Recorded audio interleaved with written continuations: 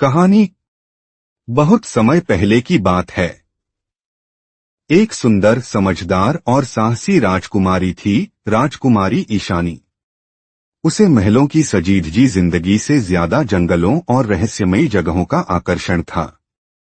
एक दिन उसे खबर मिली कि राज्य की पुरानी नीली घाटी में एक रहस्यमय खजाना छुपा है, आकाश रत्न, जो कभी राजा विक्रमादित्य की तलवार में जड़ा हुआ था।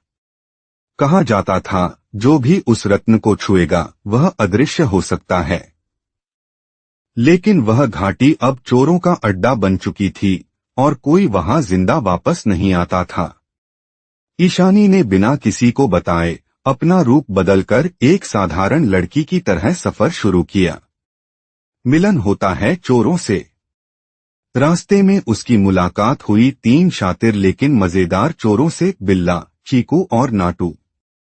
वे एक दूसरे को धोखा देने में माहिर थे, लेकिन दिल से बुरे नहीं थे। वे भी उसी खजाने की तलाश में थे। ईशानी ने खुद को इरा बताया और उनका साथ मांगा। धीरे धीरे वह तीनों के दिलों में जगह बना लेती है और वे उसे छोटी बहन जैसा मानने लगते हैं। रहस्यमयी घाटी में प्रवेश। नीली घाटी में दाखिल होते ही सब कुछ बदल गया।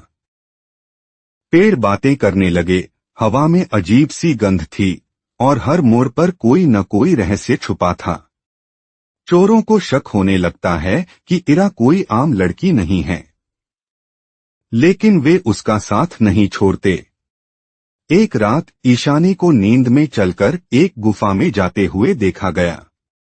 गुफा में उस पर कोई प्राचीन शक्ति बोलने लगी, जिसने त्याग सीखा है वही रत्न को छू सकता है, वरना वह राख बन जाएगा। पलटा जाता है पासा। अगली सुबह असली खजाना मिल जाता है। लेकिन जैसे ही बिल्ला उसे छूता है, उसके हाथ से आग की लपटें निकलती हैं।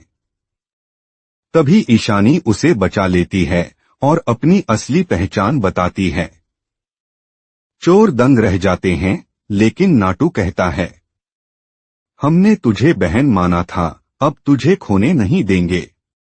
ईशानी रत्न को छूती है और कोई जादू नहीं होता, बल्कि घाटी की सारी रहस्यमयी शक्ति अब एक सुनहरी रोशनी में बदल जाती है। घाटी अब एक सामान्य शांत जगह बन जाती है। अंत में राजकुमारी ईशानी चोरों को माफ कर उन्हें अपने राज्य में एक नया जीवन देती है, उन्हें सुरक्षा और खोजी दस्ते का हिस्सा बना देती है।